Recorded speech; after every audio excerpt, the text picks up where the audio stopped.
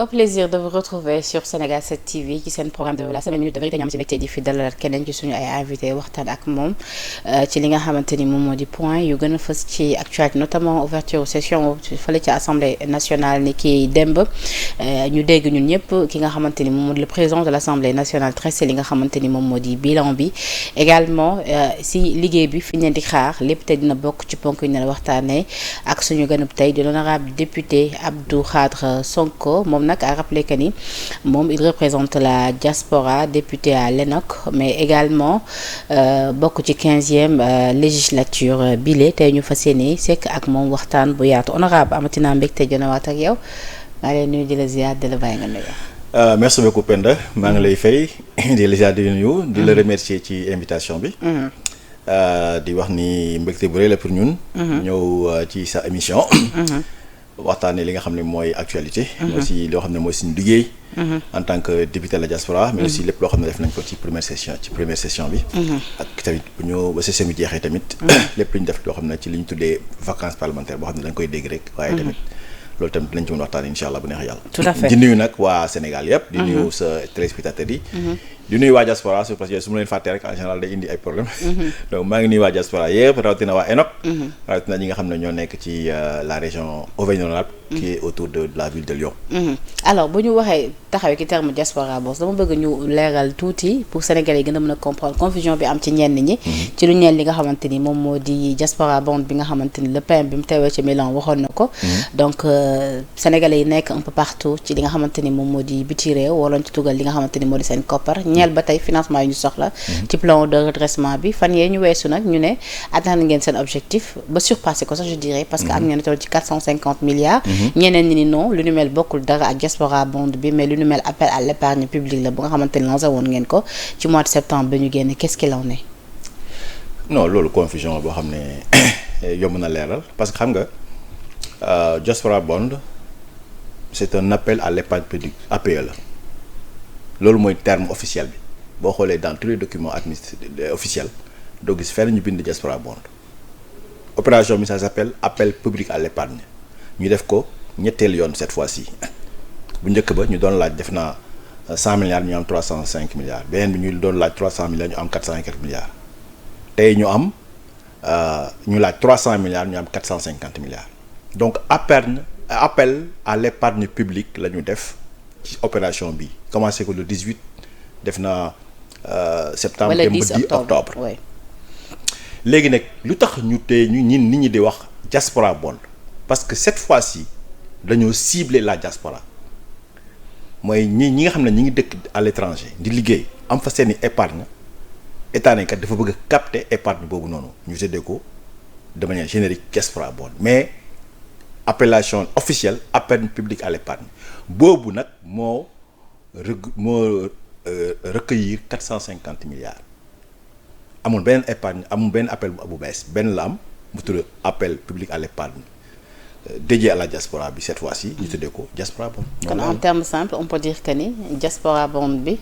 am ngeen seen atteindre ngeen seen koppar seen objectif. waaw am nañu 150%. donc kay atteindre nañu ko à l'objectif. donc léegi lan mooy étape suivante bi.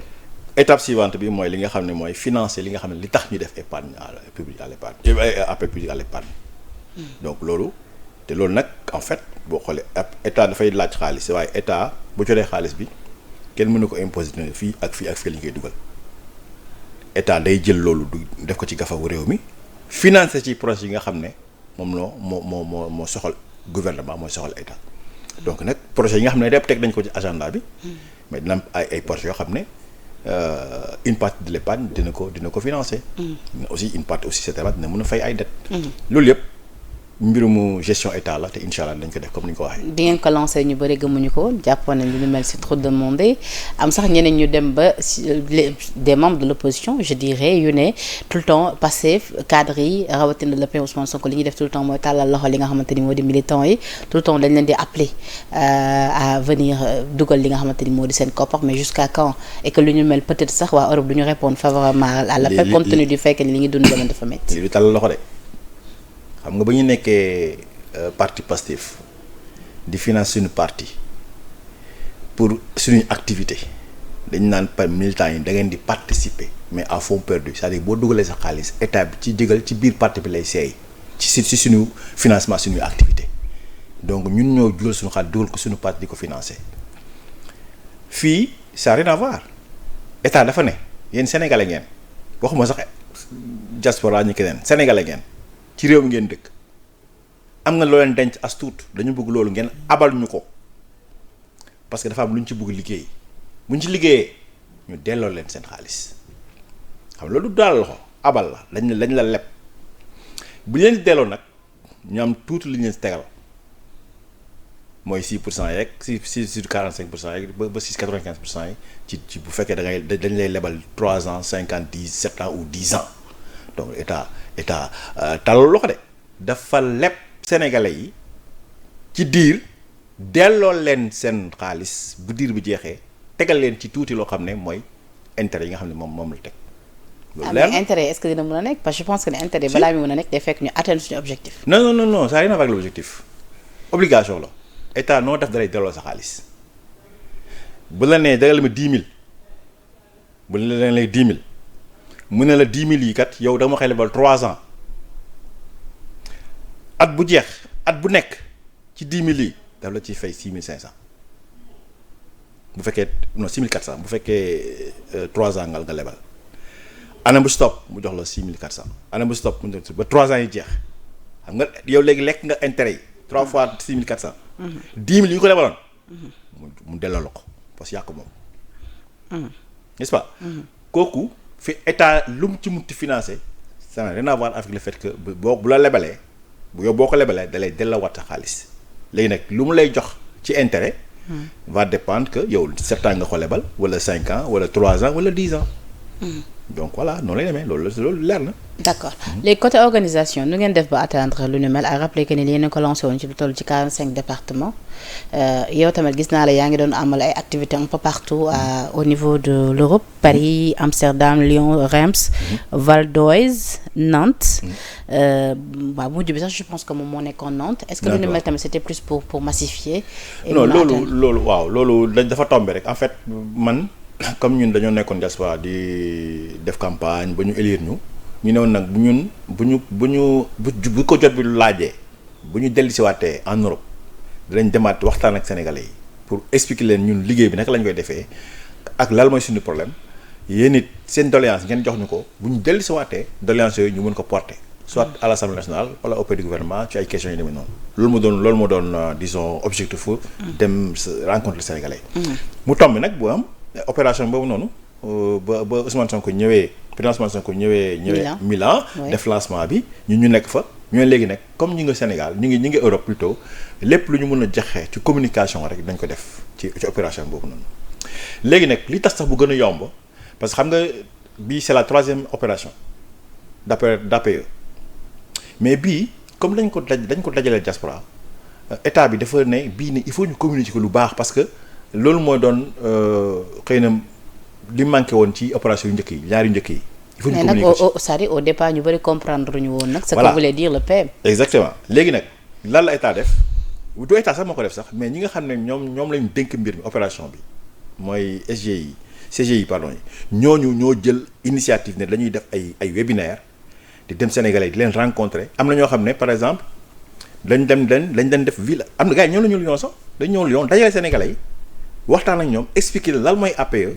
expliquer lan lañ ci jublu naka lañ koy defee comment l'organiser naka la ñuy souscrire loolu yëpp ñu def ko def nañ ko en ligne aussi def nañ ko ci ville yi Impact def na ko nga xam ne moom moo doon le facilitateur le plus important mais léegi ñun nag en tant que député ñu ne loolu comme am nañ ci tuuti luñ ci xam ak luñ ci yor luñ ñu ci jox fépp fu ñu dem rek dinañ ko tegal ak en terme de waxtaan. moo tax bu ñu njëkkee la première fois bu ñu demee Reims. fekk opération bi sax démarré wul woon ñu ngi ko doon soog a lancé ñu ne ñu got waxtaan bi dañu bëgg balaa ñuy def quoi que ce soit ñu waxtaanee APE bu xool qu'est-ce que c'est que l'APE ñu waxtaanee ko expliquer ñu dem Paris autour du Val d'Oise pareil Essonne pareil bu ñu demee Amsterdam tamit sax wax nañ ci sax tuuti xam nga loolu moo doon opération bi communiquer autour de l'opération expliquer lan mooy APE lan mooy njëriñ bi lan la ci état jublu booba nag comme ça nit ñi mën a di souscrire facilement voilà loolu tam def nañ ko. mais honorable tout le temps dañuy dégg ay milliards yu nga xam da ngeen di wax ne atteindre ngeen ko fan yi passé ci li nga xamante ni moo di fii Sénégal bi après tamit ginnaaw loolu nee nañu jot ngeen am lu toll ci 13 milliards. 13 000 milliards ci li nga xamante ni ñeel na ay promesses d'investissement. tey tamit ñu ne ngeen ne atteindre ngeen 450 milliards ci li nga xamante ni moom moo di diaspora bond bi mais lu nu mel ban njeexital ak wala boog je veux dire kañ lay am njeexital dëgg ci askan bi ñu mën koo sentir. kañ lay am njeexital mooy bu projet yi taxawee ba engagement yi ñu respecté ko engagement yi ñu financé ko xam nga par exemple yaa ngi wax fii bi 13 000 milliards yi engagement la ay entreprise ay société wala ñooy ñëw ne ñun kat am nañu projet temps wala projet temps bii nii ñun dinañ ci dugal temps n'est-ce pas donc en 3 jours ñu dajale loolu yëpp ba mu mat 13 000 milliards ñu annoncé ko def compte rendu xam nga léegi nag loolu état daf koy suivre. parce que sénégalais lambda bi déggin bi mu ci am tout le temps mooy dégg naa milliard dugg na rek. suba sama dundin dafay changer. milliard duggagul man maa ñëw ne kat man am naa tuuti dinaa ko dugal ci tel endroit kañ nga koy dugal nag état moo koy topp léegi nag promesse yooyu état di topp ba jot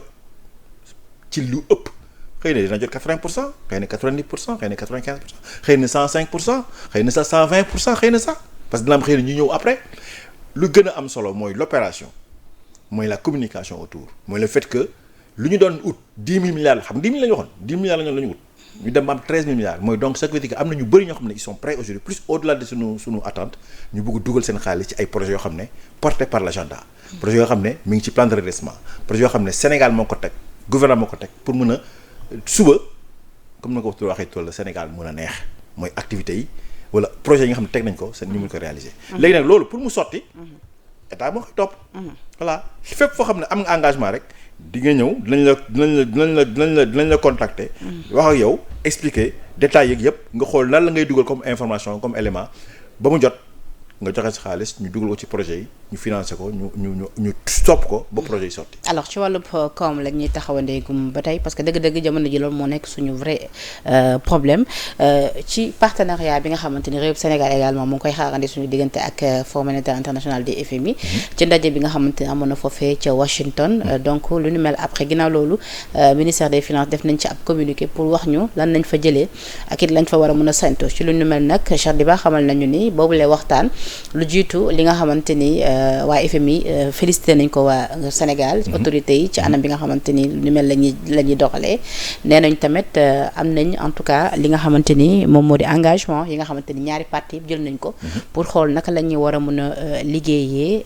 pour ëllëgu Sénégal bu meilleur lu nu mel la ñu xamle à rappeler que tamit ñoom xamal nañ ñu ni équipe bu FMI dinañu teew file ci réewum Sénégal ni ki semaine bi ñu dëgmal mais ak lu ci munti am ñu bëri dañu ne yéen bi ngeen di jël nguur bi wala bokk ci kàddu ki nga xamante ni moo di le président Sonko dafa yàgg déplorer li nga xamante ni moo di doxalinu FMI. ñu bëri sax demoon ni tey jii jàpp ni bu ngeen demee ba yore tey jii nguur amaana du ngeen séntu benn yoon liggéey ak FMI tey ñu ne yéen a ngi daw ci ginnaaw FMI. non déjà yaa ñaari éléments nga wax le fait que lañu wax ni ñun duñu liggéey ak FMI ak le fait de digg ñu ngi daw ci FMI ça n'a rien à voir. FMI ñun FMI lañu bokk Sénégal FMI la bokk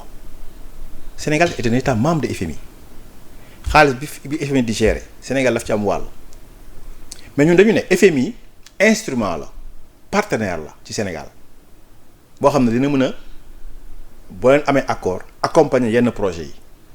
mais Sénégal mënul compter rek à 100% ci FMI léegi nag Sénégal dem na ba finalement mu am benn problème boo xam ne bu taxaw entre FMI ak Sénégal ci lu gars yi loolu jarul ñu ci dugg sax mooy affaire dette cash bi yéeme noonu ba FMI téye loxoom ñu war a saytu ndax Sénégal lu mu wax dëgg la wala du dëgg Sénégal saytu ko de par ses institutions de par ses instances ba mu dëgëral nii loolu am na FMI ñëw xool saytu ni moom am na ñu jël benn cabinet privé ñëw mu saytu xool am na. pour justifier li tax FMI téye loxoom. mais FMI ba tey moom saa su ne ci ay. defal naa da leen di renvoyer tout le temps ci rapport bi. waaw d'accord c'est normal parce que rapport bi ñun ñoo génne rapport bi ñun ñoo génne information bi léegi nag comme dem nañ ba ci loolu pour amaat programme bu bees il faut ñu waxtaan ak FMI foofu nag la FMI taxaw léegi nag ñun ñu ne quoi qu'il en soit mënuñu wéer suñu développement suñu développement réew ci FMI rek parce que ñun dañoo am programme dañu am agenda teg ko ci lu ñu tuddee financement endogène mooy wéeru ci sénégalais yi pour mën a continuer suñu développement ci lañ nekk. FMI nag bu ñëwee complété bu ñëwul mais du tax ñu bañ dem fa lañ toll donc fa la négociation yi toll léegi nag négociation yi dafa xaw a yàgg te ba mu yàggee kan moo jëkk def alerte le président de la République def alerte ne na FMI na ñu firi wala mu leetuñu Ousmane Sonko wax pareil ci lañ nekk FMI dem na ba taxawoon ne léegi am na engagement fu mu nekk nii mi ngi waxtaan ak état du Sénégal ba am nañu fa xam ne déggoo nañu fa li ci des rek mooy finaliser li nga xam ne mooy accord bi ñuy am ci programme bu bees. justement firi ak lett boobu nga wax léegi moom laa ci loolu daan fàttali tout à l'heure ni souvent ci bu ñu sukkandikoo ba tey di ko renvoyer ci li nga xamante ni moom moo di personne morale bu Pastef muy le président Ousmane Sonko. dafa yàgg wax ni moom gëmul li nga xamante ni moom moo di doxalinu FMI. donc tey jii est-ce que on pouvait s'attendre réellement à ce que ñu falu yéen ngeen falu. ba pare le président di wax ni FMI nañu lett baa ñu fëriñu. non c'est-à-dire je veux dire par là attente bi ñenn ñi amoon ci c'était plus que da ngeen demal seen bopp wala ba ut ay financement feneen autre que demal fu mu nekk ni ñi ngi demal suñu bopp mais dama ne FMI partenaire la te ñun membre FMI lañu donc lépp lu ñu am war a jëli ci FMI dañ koy jëli parce que si ñun la ñun ñoo am nañ ci wàll.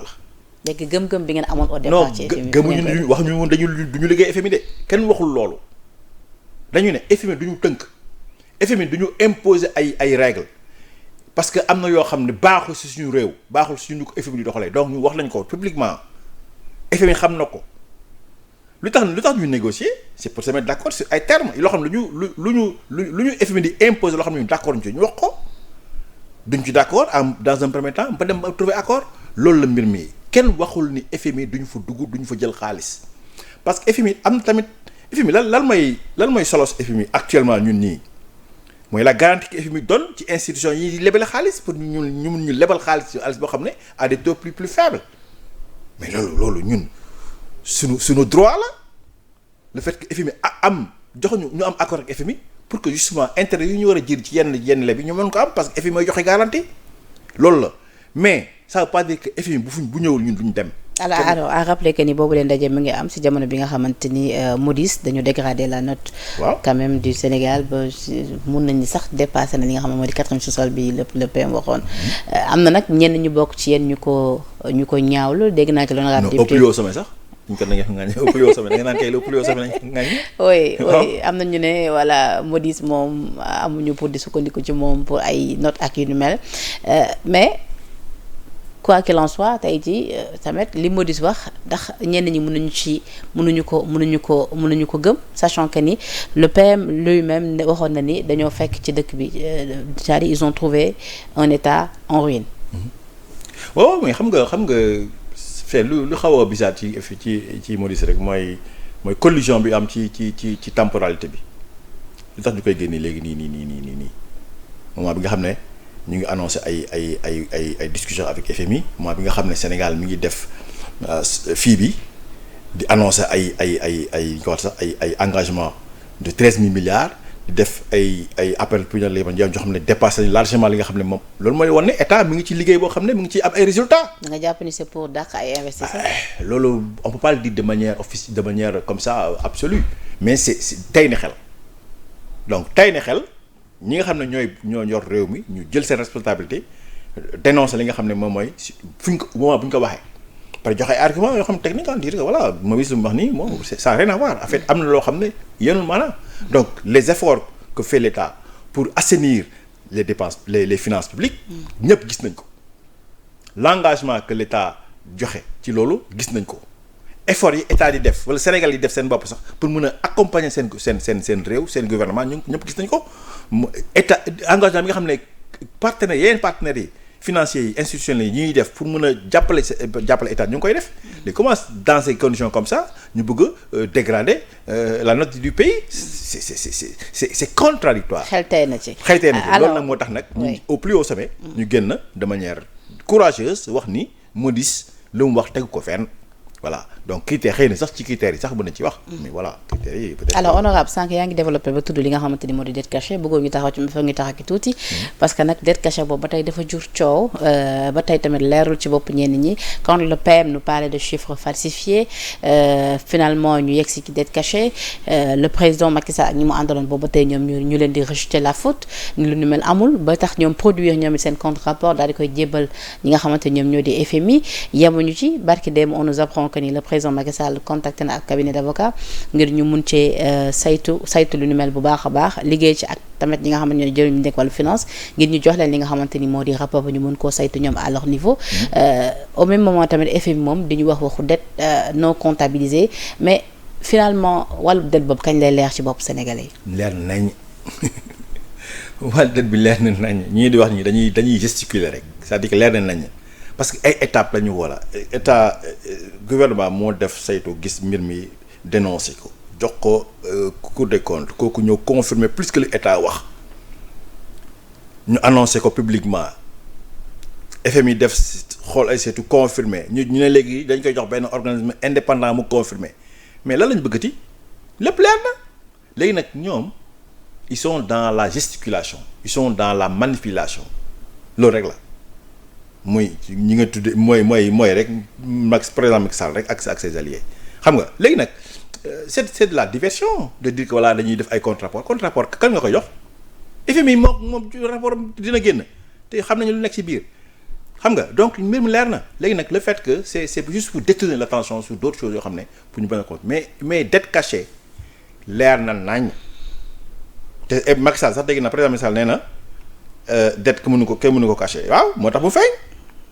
moom lu ma caché kay xam la caché le fait mu war ko dugal comptabiliser ko ci biir kii bi ci biir indicateur bi. kon kay à la place de donc leer na. c'est-à-dire kon dans ce cas là au lieu ñu koy woowee dette cachée mun nañ ko tuddee dette non comptabilisée. comme ni ko ay termes la yooyu pour kii la rek. dette cachée daal mooy wax loo xam du dëgg loolu mooy problème bi. li nga xam ne leb nga ko waxoo ko loolu mooy dette cachée nga tuddee ko dette non comptabilisée mooy li nga waroon defuloo ko na nga ko doon làq di ko nëbb pour mu mun a aggraver yow sa indicateur loolu mooy mbir mi faute la bu def trahison. kon daal cabinet bi l'ancien président jël da nga jàpp ni du am benn mujjantal. du am benn mujjantal c'est de la gesticulation c'est de la manipulation du dem fenn. il compte pas se laisser faire dafa mel ni actuellement noonu dafa takk bu dëgg pour se défendre. mais du xam du Pastef c'est l'État du Sénégal c'est pas Pastef qui va se défendre l'État du Sénégal à travers son gouvernement à travers son ministre des Finances xam nga ñoom ñooy yor des éléments clés les éléments sûrs teg ko table bi boo wane ko ba mu leer nañ fu mu jëmati léegi ñu bàyyi la ñoom ñu wax rek. parlant du président Macky Sall dégg nañ ci ab defee ci li nga xamante ni moo di ubbiteb session bi ñu xam leen ni tamit fas yéene ngeen ci liggéey bi ñu leen di xaar en tout cas ci déggin bi ñu ci am traduire Macky Sall ci li nga xamante ni moo di haute cour de justice bi. non loolu c'est aller trop vite en besogne te kii wax na ko sax président Ayib wax na ko président Ayib dafa ne dañ ko interview la ko def ñoom dafa ne Guy Marius Sagna moo déposé benn le mot je sais pas j'arrive à trouver le mot exact pour ñu mën a def benn résolution de mise en accusation de Macky Sall bu ko déposé daf koy dem déposer au bureau de l'Assemblée nationale léegi nag mu am ñaari étape benn Assemblée nationale bu ko jotee daf koy saytu xool ndax dina recevable ou pas bu recevable boobaa nag ñu enclencher la procédure léegi nag étude boobu dinañ ko def incha allah. parce que moom laa wax ndax lu ni mel liggéey boobu mun nañ ko xaar ci les urgences yi nga xamante ni c'est-à-dire di ngeen ci sëgg. ci li nga xamante ni moo di ubbiteb session bi. oui c'est normal y a un acte qui a été posé par un député mais le plus naturel mooy acte boobu ñu def jusqu'au bout c'est ce que le président wax ni loolu la ñuy def le bureau national va saisir de la question du dépôt va statuer sur le dépôt va regarder si le dépôt et si la mise en question est recevable tel que c'est déposé aujourd'hui tel que c'est écrit comment c'est écrit par le député Guy Marius Sagna léegi nag bu ko statuer nag loolu ñu xam fa la ñu jëm mais mënuñu toog rek ne duñ ko xool dinañ ko xool incha allah bu neexee yàlla te ci session bi dinañ ko xool incha allah. kon daal mën nañ jàpp ni session bi moom benn liggéey bu majeur ngeen am mooy fexe xool nu ngeen gàllee Macky Sall. Macky Sall du suñu problème ñun daal xam lu mooy suñu problème ñun dëkk bi naka lañ koy soqali ko ci difficulté yu nekk. dafa am ñu jàpp léegi Macky Sall élément la rek c'est un parmi d'autres ñun duñ jël suñu 100% de notre temps teg ko ci Macky Sall c'est un élément parmi d'autres un ancien président qui a un statut particulier, qui a un statut très... C'est pas n'importe qui, Macky Sall,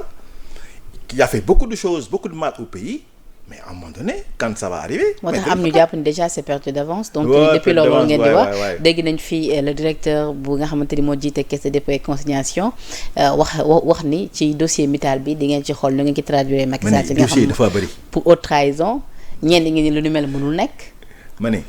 dossier yi dafa bëri te bu ci nekk dinañ ko saytu bu jar a saytu dinañ ko saytu. dossier yi ngeen am ci Macky Sall dafa bëri du Mittal bi kese. mais non il y en a plein des dossiers de Macky Sall quatrième mois rek déjà problème dossier la yu ñaar dossier la quatrième mois Mittal dossier la pétrole bi Timis dossier la. mais 80 mois yi pour mu leer ci bopp ñëpp et que justice bi tranché ni mu waree ñu bëri nga jàpp li ngeen waroon njëkkee mooy annuler li nga xamante ni moo di. loolu déjà la loi d'amnistie du ñu bëri de ñenn ñu lañ jàpp mais ñu jàpp ñu loolu. mais yéen da ngeen ko waroon jàpp parce que dès le départ yéen a waxoon ni bëggu leen cette loi. déedéet jàpp ñu loolu parce que teg nañu loo xam ne moo gën a leeral mbir mi mooy la fameuse loi d'interprétation ba ñu ko tegee conséquence la génn wax bind mun la gën a leer ci la ñu xalaatoon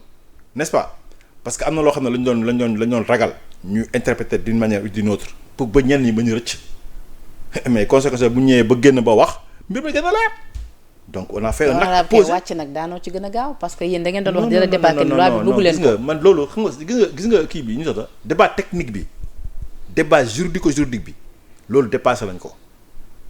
mooy que bu ñuy teg loi d'interprétation yi wax nañu li tax ñu teg ko wax nañu fan la gàllankoor bu nekk wax nañu lan mooy l'avantage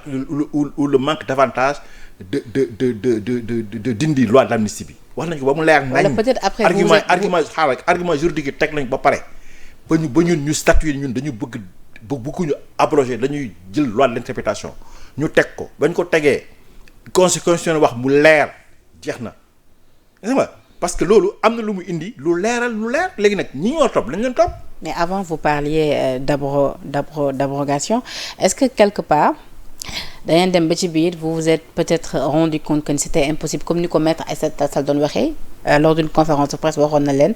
c'était quasiment impossible en tout cas li nga xamante ni moo di. li ngeen bëggoon muy abroger li nga xamante ni moom mooy la loi quasiment impossible ba pare ñu laaj ñu abroger ko. ngeen defoon fixation sur dem ba ci biir après ngeen ni interprétation. defal naa ñoom yow nga ne quasiment impossible ba pare ñu ñuy laaj ñun ñuy def ko c'est contradictoire dama ne la on apprécie l'acte que tu poses da nga koy apprécier.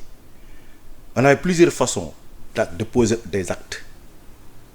ñu jël ci benn mooy ñu interpréter bi am luñ ci lu gàllankoor loo xam ne conséquence nee na lii mënul nekk mais loolu à côté conséquence gën a leeral ni li ngeen doon bëgg dina am mooy ñi ngi xam ne dañoo torturer wala dañoo rey mënuñu rëcc même si la loi d'interprétation reste loolu doon wut leer na. waaw léegi lu ma jaaxal léegi nag c'est-à-dire l'ancien président. ci dossier wu 80 morts yi nu ngeen ko ci mun a nu ngeen ci mun a saytoo ay mbiram sachant que ni amnistie am na fi ba pare. déedéet ça n'a rien à voir. ça n'a rien à voir. L'amnistie du couvrir ay crimes l'amnistie du couvrir ay actes de torture donc c'est en dehors de la loi d'amnistie tout ce qui est loo xam ne qui n'a rien à voir avec l'acte politique yoo xam ne ay rey la ay crime la ay torture la. mais loolu ça n'a rien à voir avec l'amnistie bokku ci c'est en dehors du champ comme c'est en dehors du champ mais mën nañ ci topp n'importe qui nga xam ne tu es impliqué d'une part ou d'une autre ci massacre yooyu wala ci tuerie yooyu wala ci torture yooyu loolu. kon am ngeen ci déjà ay firnde yu leer ci moom. loolu la conseil constitutionnel wax conseil constitutionnel loolu la wax ci ñun loolu la ñu bëggoon tel muy leer te dañu bañoon mu bañu lëndëm mais leer na comme leer na kay képp ku ci taq ci rey ci torturer. dinañ la topp incha allah. moo tax ma ni ndax kon am ngeen dossier bu solide ci Macky Sall. ay dossiers yu bëri man nag yaruma ko nii mais ay dossiers yu bëri. kon haute trahison bi c'est bien possible. non mais c'est bien possible bien sûr mais tout le monde y a beaucoup de gens qui l'agitent que c'est possible. maintenant nag il faut mettre les procédures qu'il faut pour que ñu àgg à ce niveau-là. sur le plan politique dafa am jàpp ni da ngeen ko bëgg rek peut-être teg ci moom loxo laataa ñuy dëkkmal présidentielle yu 2029 parce que loolu ce serait pas bon pour vous. d'ailleurs démb sax sëñ Saliou Gueye kenn ki suñu ay chroniqueurs fii la toog wax ko ni Pastef nee na di ngeen commettre erreur bu rëy bu ngeen toogee seetaan Macky Sall mu libre ba en 2029. non yooyu c'est des analyses yoo xam ne nit ñoo koy def ku nekk ak sa position là-dessus mais ñun on n'est pas obnubilé par les élections de 2029 man naa ko wax plusieurs fois. ah pourquoi pas. déedéet ngeen da ngeen fi toog 50 ans. bu ñu ko defee xamul tax. oui non 50 ans dañu fi toog 50 ans mais ça veut pas dire que à chaque instant à chaque seconde on pense aux élections non à chaque chose boo xam ne bu jotee lañ koy wax bu jotee lañ ci def dara tey mënuñu nekk ni tey en 2025 di xalaat 4 ans après ay 2029 doo liggéey xam nga. bu jotee boobaa lañ ci dem mais fu mu nekk nii li ñu soxal mooy. liggéey xool naka la ñuy fexee ba réew mi mën a naat.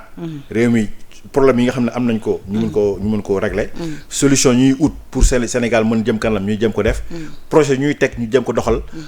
am ci ay résultats yu am solo Sénégal gis seen bopp. loolu la ñu gis léegi nag bu élection yi ne ba jege nag.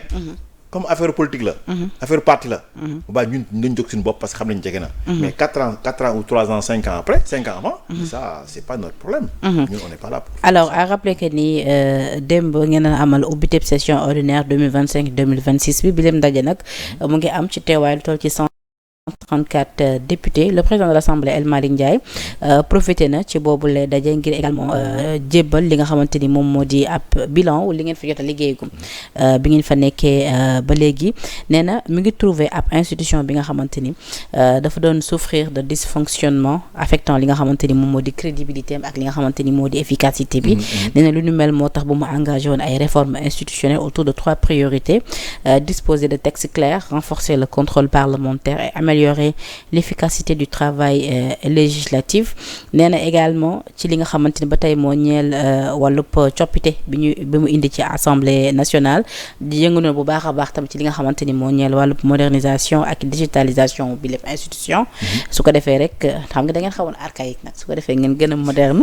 donc lu ni mel wax na ko oui nee na également ci 1 an yi 15e législative adopté na toll ci 21 lois enregistré na lu toll ci 400 questions écrites adressées au gouvernement 2 questions d'actualité débattues et multipliées ak it ay missions de terrain mu ne le taux moyen de présence estimé à 85% en commission et 74% en séance plénière 2 sessions extraordinaires ont également été convoquées à la demande du président de la République sur le plan diplomatique tam El Malick Ndiaye rafetlu na en tout cas activités yi nga xamante ni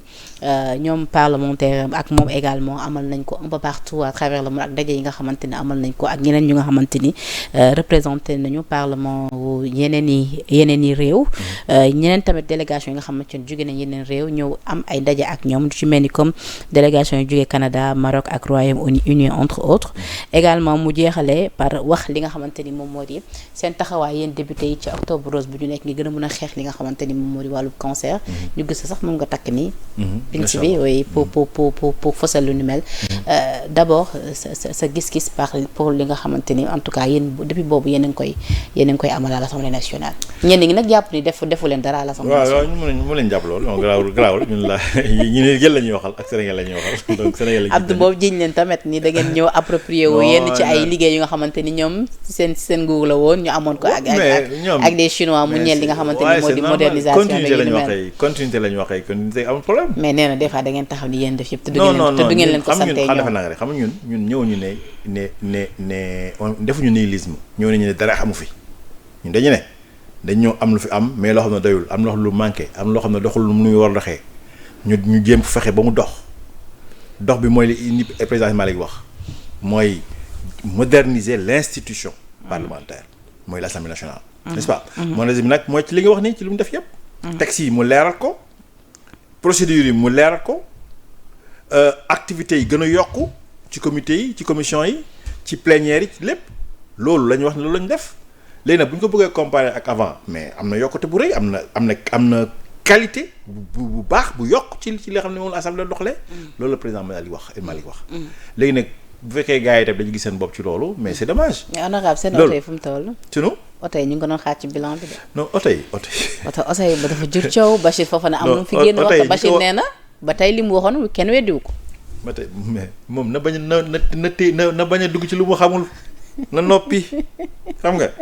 oto yi ñi ko war a gérer ñu ngi koy gérer administration assemblée nationale ñi ngi gérer oto yi xam nga oto yi dañ ciy wax ba sonn pas ñun de ñun dañ ciy wax ba sonn xam nga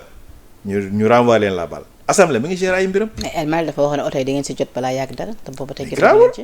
dina jot bu jotee rek dépp dina leer bu jotee ñun lépp dina leer. lan moo ko retardé loo ñu mën a baax. loolu non man nekkuma ci biir je suis pas dans la commission je suis pas président je suis pas dans le bureau de l'Assemblée nationale du man maa lay wax te fay yi na lan lii ak leen demee mais man am naa assez de confiance au bureau de l'Assemblée nationale am naa assez de confiance au président de l'Assemblée nationale au questeur laay wax sax xam nga pour xam ni loolu ñu ngi koy diligenté comme nu mu waree bu joxee rek ñëpp lañ gis li ci gars yi décidé. loolu la mais amul benn problème. d'accord alors honorable démb l'honorable député Abdou Mbow ci émission bu doon amal foofee ca TFM nee na le budget 2025 de la présidence de la République peut passer de 75 milliards à plus de 200 milliards muy ab annonce bu mu def. dëgg la. expliquer ñu ko. on a fait un remaniement yàggul. xam nga remaniement bu amee day topp lu ñu tuddee décret de répartition des services mooy dañu xool naka la ñuy agence bu ci nekk direction bu ci nekk ci lan lañ lay ci ban ministère lañ lay teg donc comment répartir les services de l'État à travers les ministres les ministères n'est-ce pas agence yu bëri yu am na ci yu bëri yoo xam ne dañ koy rattaché à la présidence donc bu ñu ko rattaché à la présidence dañuy transférer ay foofu noonu loolu rek la donc le fait qu'il y a beaucoup d'agences qui ont été rattachées à la présidence mais fait normalement logiquement que le budget de la présidence di multiplier wu léegi nag boo demee ci décret de répartition bi bon malheureusement yor ma ko fii boo yoree boo demee décret de répartition da ngay dem ci présidence nga ñu lister la toutes les agences qui sont rattachées au ministère à la présidence mais loolu bu ci y en a beaucoup plus c'est normal que le budget de la présidence soit multiplié par 2 par 3 c'est normal c'est logique c'est mathématique laay wax sax. mais dans ce cas-là fan ngeen di dugal réduction du train de vie de l'État. non ça a rien à voir mais on a c'est pas parce que defal naa ko rek dëkk bi amul xaalis c'est que nit ñi dañu non pourquoi ay budget bi yëkkoon te bañ a wàcc. non budget bi yokkuwul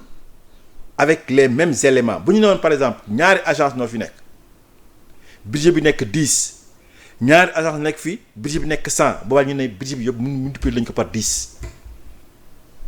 xam nga c'est logique bu ñu nee par contre ñaari agence ñoo fi nekk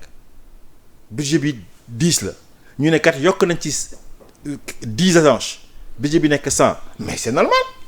mais loolu c'est mathématique loolu kenn mënu ko weddi loolu noonu demee budget bi yokkuwul même bu yokk tamit ay proportions normales naturelles lay nekk ay 1% 2% lay nekk mais le budget en quantité comparé au nombre d'agences qui ont été rattachées à la présidence mais c'est normal mu yokk. ah mais honorable 115 milliards jóge fa dem ba 200 yow comprendre li ma wax de. comprendre naa li nga wax mais ci déggin ci dëkk bi nga xam amul xaalis. mais ci dëkk bi nga xam da ngeen yàgg wax ni da ngeen wàññi seen train de vie. comment je peux l'expliquer. ñu jógee ci 75 milliards wala dem ci 200 milliards. dama ne de waaw léegi de imagine malgré li ñu ci expliqué nii yëpp. yow non li ma expliqué leer na dama ne la présidence dafa am ay agence yu mu logé woon agence yu ñu logé présidence yokku mais budget bi xanaa dina yokk kay mais loolu c'est naturel c'est mathématique laay wax bu ñu yokkee 10 agences ci présidence kay mais budget agence yooyu noonu 10 yooyu mais dañ ko indi ci dugal ko ci c'est-à-dire bu ñu taxawee déjà rek ci terme yokk bu ñu taxawee déjà rek ci mot boobu muy yokk. waaw yéen da ngeen yàgg wax ni ñi fi nekkoon maanaam li ñu yokk dafa bëri seen limu ay ministre dafa bëri seen limu ay DG dafa bëri seen train de vie dafa metti waxaara ma ñëw loolu yëpp da ngeen ko yàgg déplorer. waaw donc yéen bi ngeen ñëwee les gens s'attendaient à ce que lépp lu daawoon yokk rek mu wàññeeku kon déjà agence yooyu yokk sax ba ñu rattaché ko ci présidence ba budget bi war a yéeg. ça pose problème non déggoo ma la agence yi yokkuwul de dama ne agence yi dañ ko rapatrier indi ko à la présidence yokkuwul léegi agence yi ñuy indi présidence seen budget la ñuy indiwaale. ah d'accord. comment la agence président dama imaginons président amoon 10 agences am budget ñu yokkal ko ki 4 ou 5 agences mais ñooñu dañuy indal kon agence yi su ma comprendre dañu am seen propre budget bu nga xam rattaché wuñ ko à la présidence. mais agence kay dañu am seen budget ñuy fonctionner. léegi pourquoi ñu bëgg ko rattaché à la présidence. non mais loolu mooy mais parce que ñoom du ñu am seen loolu noonu la ñu tëddee budget noonu la ñu ko tëggee agence amuñu seen kii propre amuñu seen budget propre dañ koy rattaché au moins à une institution bu ñu ko rattaché. mais pourquoi ñi fi nekkoon rattaché wuñ ko woon. bu fekkee budget noonu la institution lañ nekkoon am na ñoo xam ne xëy na c'était racheté à d'autres ministères am na ñoo xam ne ils étaient rachetés à d'autres services xam nga donc cette fois-ci nag ñu ne léegi par pour xëy na gën a diversifier wala gën a quel est le mot mieux gérer les choses ñu jël yenn agences yi rattaché ko à la présidence yenn nit ñu yóbbu ko à primature am na ay ministères yoo xam ne par exemple ministre Yankhoba bi xam nga ñu ngi créé ministre bees infrastructure n'est-ce pas. bu Déthié Fall. mais xam nga ministère bees la mais il faut ñu am ay. services mu bëri doole lool nag temps yi Déthié. non waaw dégg nag. léegi lépp luy infrastructure ci ministère rek Déthié xool bu muy def moo tax mi ngi passation rek. xool ba voilà loolu dégg nga passation mooy dafa am yoo xam ne dañ ko fay jëlee indi ko fii nii donc fee day wàññeeku indi fii. yi ñuy indi présidence ñi indi ko yóbbu ko présidence loolu c'est mathématique man je sais pas comment les gens peuvent avoir un problème pour ça. Déthié mi ngi passation rek de. voilà noonu la c'est normal loolu amul benn kii léegi nag yokk budget bi buy yokk tamit ay 1% 2% loolu mooy lu naturel lu classique am na ñu doon wax na xam nga yokk budget du kii de c'est naturel de c'est normal kenn du ci tàccu diñ de Ousmane Sonko sonn na parce que waxtaan bi nekk opposition yokk budget du bu ci kenn tàccu kenn c'est naturel c'est normal. parce que dëkk day dox te ñun suñu budget tey ñaar la yokk war nañu yokk combien de 12% entre. yokku na de en tout cas entre 2023 et entre 2024 et 2025 12% je pense de budget c'est normal c'est naturel. voilà. d'accord alors honorable waxtu bi li ci des bëritul waaye bëgg naa tamit am sa commentaire ci ponk bi nga xamante ni tamit bokk na tey bu ñu xëyee ci li nga xamante ni moom moo di actualité bi ñu ne ginnaaw ba ñu rejeté li nga xamante ni moo di demande de liberté provisoire am moom Farba Ngom pour raison médicale ay avocats am nag dañoo saisir li nga xamante ni moom moo di la Cour suprême. la Cour suprême. waaw ils ont droit bu leen neexee mën nañ si en fait xam nga. kii yooyu débat yooyu wala actualité yooyu c'est un peu délicat parce que nit ñi boo ciy wax dañu yaakaar ni xëy na da nga soxla dem noonu mais man gëm naa ni gis nga les instances wala les institutions juridiques du pays wala gouvernementales yi nga xam ne dañu may gérer loolu. je pense que dañu nekk ci ay di soxor wala di def loo xam ne jarul kiiwu ko lépp loo xam ne war nañ ko def ñu ngi koy def xam nga. expertise yi gars yi koy wax gars yi nga xool bu fekkee vraiment dafa feebar. am na instance ku nekk am na ku nekk sous la détention am na fa xam ne boo feebaree fa lañ lay yóbbu ñu faj la n'est-ce pas. yooyu ñu ngi fi mais mënoo imposer nit ñi parce que dafa feebar ñu war ko génnee prison yóbbu ko këram nañ ko yóbbu fu ñuy fajee ñi nekk en détention loolu la ñu wax. léegi nag ñoom bu fekkee ñoom ils se sentent lésés ci dans leur droit ñu ne dañuy jàkk Cour suprême. ils ont le droit de le faire Cour suprême lu mu ci wax loolu état def. honorable nag ñu bëri ñu ngi joxañ baaraamu tuuma seen doxalin foofee ci haute cour de justice bi jàpp nañu d'abord dañ ci war a apporter ay réformes laata ak ñu koy mettre sur ngeen koy wéyal parce que nee nañu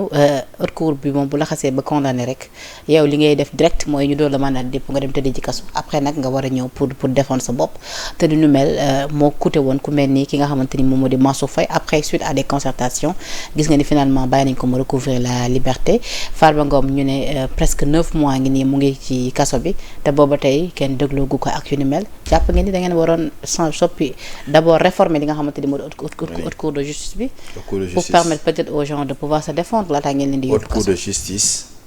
bu mu nekk nii moom mise en accusation la def li ci des la partie yi nga xam ne ñoom mooy magistrat yi nekk ci biir justice ñoom ñooy doxal mbir mi te ñu ngi koy doxalee de la même façon que ñeneen ñu nekkoon ci yeneen situation ñoo ñu koy doxalee. situation haute cour de justice moom fu mu nekk nii tant que constitution bi changé wuñu ko nii lay doxee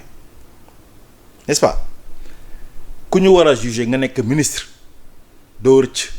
haute cour de justice lay nga war a jaar te fa lañ koy lay jaarale loolu mooy l'état de la situation tey kenn mënuñu ne dañu war a changer parce que y a certains ministres qui sont mis en cause le défaut d'avoir recours mais loolu du lu bees donc ci biir procédure la bokk ci situation bi la bokk. loolu mais lu ñu waroon am la. mais loolu bu amee bu ñu defee révision constitutionnelle bu baax ñu xool mais tey amoon kay est-ce que dañu war a taxaw rek ne léegi dañuy arrêter tout xaar ba révision constitutionnelle am ñu soog a topp ñooñu déet tey ñi nga xam ne ñoom la ñu war a juger qui sont ministres haute cour de justice boo fi des moo fi nekk ñoom la ñuy topp quelle que soit la situation loolu la réew mi wax. loolu la texte réew mi wax te noonu la ñu koy defee. léegi nag l'appréciation un peu sur la situation de la haute cour dañ ko war a changer yéen noonu. loolu beneen mbir la beneen débat la. d'accord bu jotee. ba ñu war a changer constitution. bu baax ñu changer ko. jël yi beneen option mais tey jii loolu amul. donc ministre bu fi def dara. ñu war a topp fa lay jaar. alors honorable Thierno Alassane Sall également di sa naataango ci assemblée nationale nee na tamit dina déposer ab plainte ni ki tey jii ci alxames bi certainement war na ko déposer parce que tey ci 10 heures la waxoon ca pôle judiciaire financier ñeel ba tey marché d'électrification rurale attribué à Power ak par laser moom daal coow li ba tey bàyyi ko Thierno. waaw coow li bàyyi parce que en fait man dama naan Thierno Alassane Sall il a un os et il veut pas lâcher l'os bu bàyyi os bi du am dara Azer moom. C'est son os. Il le rompt jusqu'au bout. Il n'ose pas, il n'a pas envie de lâcher l'os. C'est tout. loolu rek la xam nga donc moom il exerce son droit na ko exercer xam nga mais c'est dommage quoi. C'est comme si il avait rien d'autre. Azer bu ko rëccee rek jeex na am na temps sax doon ko xëccoo ak suma copain Pape Djibril maa ngi lay nuyu Pape Djibril maa ngi lay nuyu xam nga. après à un moment donné mais coowal Azer bi nag ñi ci wax moo bari Pape ma xaw a gis nga ni loolu la ci wax. ba finalement voilà waay mais après fu mu mujj sonal nit ñi rek dugg ci ay ba nga ba rëccal ba nga def diffamation yi sonal nit ñi wala fausse nouvelle donc ñun da yëngaluñu ils n'ont qu'à faire ce qu'ils veulent ils s'opposent comme ils veulent je pense qu'ils s'opposent très mal c'est problématique c'est dommage léegi nag. pourquoi nga jàpp ni ils s'opposent très mal. parce que mbirum Azer ku ci mooy rek da ngay sonal sa bopp. mais bu leeru seen bopp tamit am nañ droit wax. kon c'est baax na c'est leur droit leeru seen bopp mais leer na Sénégalais yëpp leerul seen ñoom mais leer nañ Sénégalais yëpp te leer na ci Jean-Michel leer na ci son équipe leer na ci gouvernement leer na si ñaap leer na naañ xam nga léegi nag amalgame ba problème yi ci génne yooyu ñoom c'est leur choix donc voilà donc nag su fekkee ñoom loolu la ñu bëgg opposé wu fii léegi élection yi di ñëw bu leen neexee mais ñun intéressé wuñu on gère on va jusqu'au bout et puis voilà lu ci am rek ñu xam ne loolu la. d'accord alors honorable waxtu bi jeex na tàkk ma lay bàyyi nga tàggatoo le mot de la fin rappeler que ni nag yow yaay député wu ENOC Europe du Nord du Sud ak lan. Europe du Nord de l'Ouest et du Centre. voilà aussi bokk ci 15e législature bi représenté la diaspora bokk ci parti bi di PASTEF di la bàyyi nga tàggatoo le mot de la fin. waaw merci beaucoup Penda balaa may tàggatoo sax damay profité waale comme maa ngi ci internet bi di def lancer benn appel. xam nga parti bi dafa PASTEF dafa nekkoon ci activité yu bëri nekk ci xeex nekk ci ba jël réew mi. nekk ci doxal réew mi. mais à un moment donné nag parti bi dañ ko xawoon je dis pas négligent mais c'est peut-être le mot qui me revient rapidement. ñu war a nag fexaat ba am activité politique. ci activité politique boobu nag ñun la ñu am benn activité bu ñu nar a def en décembre. ñun waa Auvergne-Rhône-Alpes qui est la région fi ma dëkk mooy fi ma nekk coordinateur ba ñu ma désigné investir ma nekk député léegi nag dañu war a def benn activité boo xam ne. je l'appelle en prélude. à la journée de la diaspora xam nga le 17 décembre. ci la président Diomaye Faye non président Diomaye Faye. oui instauré une journée de la diaspora boo xam ne dañ koy dédié à la diaspora te journée boobu nag dañ ci war a def ay activités yu bëri yoo xam ne. xanaa le PM dina ci teew. kan. le PM waaw. fan Lyon. non boobu xaw ma. en tout cas invité nañu ko. gars yi nañ la moo tax le PM ñëwagul France ba tey. non boobu benn affaire la benn débat la PM dina ñëw incha allah dina ñëw France léegi lu mu wax mooy le 17 décembre moom journée de la diaspora wax ne fii lay xewee. mais ñun à Lyon 4 jours avant dañuy def ñu tuddee prélude à la journée de la diaspora donc nag am na benn dîner de gala bu ñu organisé. mais avant la journée. ci biir journée bi plutôt sax. dañu am activité yoo xam ne pour wone li nga xam ne. diaspora yi ci lay liggéey à l'étranger. soit di fësal ay ñi nga xam ne dañu am ay projet wala fësal ñi nga xam ne dañu am ay activités. nekk diaspora bi. donc 4 jours avant. buñ ci paree rek ñëw nag fii nag mën a demal li nga xam ne moom mooy le 17 décembre journée de la diaspora. c'est important mu ngi ciy woo ñëpp nag. donc journée de soirée de gala de la section ak Pastef Auvergne Nord boo xam ne Lyon lay amee. ñu ciy woon nag képp koo xam ne rek yaa ngi aux alentours. yow sax dañu lañ ci invité. waaw da ngeen war a ñëw nag invité ma ndax ma ñëw ñu nekk ci en partenariat ak Sénégal 7. pour plus de visibilité bëri ñu invité gis ngeen ci flyer yi am na koo xam ne ñaar ñoo xam ne sax si gis nañ leen bon Mame Birame Wathie nee na dina ñëw. sénateur Mame Birame Wathie sama grand bu baax. voilà Dame Mbodj qui est DG de SOGIP dina ñëw incha allah parce que moom déjà joxe na son avis. il y a d'autres personnes qu'on a invitées. je pense qu'il y aura beaucoup de monde. et puis incha allah dina wane rek l'activité du parti est encore là. je pense que kat xale yi nag mere nañ leen de. surtout ba ngeen tëjee barki démb seen militant boobu. lam ngi daal xale yi neen da ngeen leen seetaan. non nee nañu léegi bu ñu leen woowee téléphone du ngeen jël da ngeen changé te ñoom ñoo porté combat bi. non loolu bu ñu waxtaan rek jubóo. xale yi mer nañ de. loolu waaw xam non c'est normal sax dañu war a mere sax. sama doom yi ñoom kayre xale yi mer nañ. dañu war a mer sax. dañu meree mais bu ñu waxtaanee jubóo. dañu war a mer sax. mais ba ñu waxtaanee rek jubóo. loolu am benn problème incha allah. d'accord alors c'était votre émission du jour avec comme invité Abdou Khadre Sonko di député ENOC bokk ci 15e législature bi tey ñu fas yéene woon ñu sekkoon plutôt ak moom waxtaan bu yaatu jëm ci li nga xamante ni moo di ubbiteb assemblée nationale session ordinaire 2025-2026 wax ci li nga xamante ni moom moo di bilan bi ci le président de l'assemblée dressé mais également am gis-gisam ci yeneen ponk yu gën a fës ci actualité wax nañ tamit ci wàllu économie ak yu ni mel mu gën a leeral Sénégal yi en tout cas fi nga xamante ni foofee lañ ko fekk ak fi ñu ko nar a jëmle ci li nga xamante ni moo ñeel ba tey liggéey bi ñeel également plan de redressement bi nga xamante ni le premier ministre Ousmane Sonko annoncé na ko ngir ñu mën a jubbanti réew Sénégal ci fi ñu ko fekk donc di ko remercier bu baax a baax ci wuy si bu mu wuy si suñu invitation la régie également à travers tuuti Meng moo nekkoon ci machine bi la rédaction de Sénégal 7 ngi safoo suñu ay programme di leen jox dig dégg ci yeneen i plateau jërë ngeen jëf